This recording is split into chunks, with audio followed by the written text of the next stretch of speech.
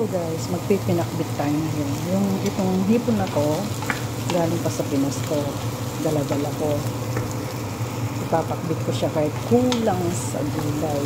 May okra pa ako. Talong, galing din ng Pinas guys. Pinirito-prito ko muna yung talong. Ayan, kasi hindi katulad sa atin na diretso-diretso na lahat. Pero dito, kailangan mo munang prito-prituhin. Ayun, yung kamatis naman, nailagay ko na din. Nagisa kami yan sa bawang at sibuyas, guys. Sinushortcut ko na lang. Hindi tayo professional vlogger. Ayan, nailagay ko na rin yung okra.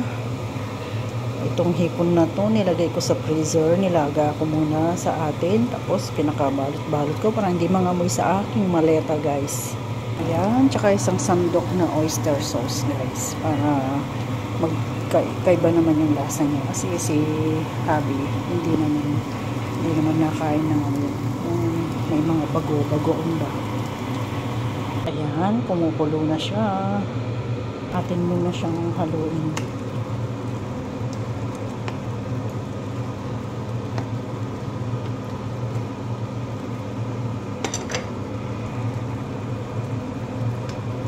Gas pang konti yung okra, konting kulo na lang.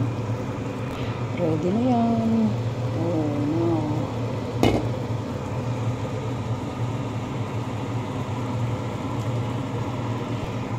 Ngayon, patayin na natin.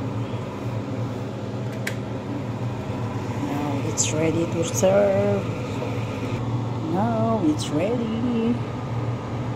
Tayo na kumain. Come, join us. Thank you Lord. Salamat sa bagong pagkain na naman. Inimbento na naman. Kahit kulang ang gulay, but still healthy and tasty. Have a nice day.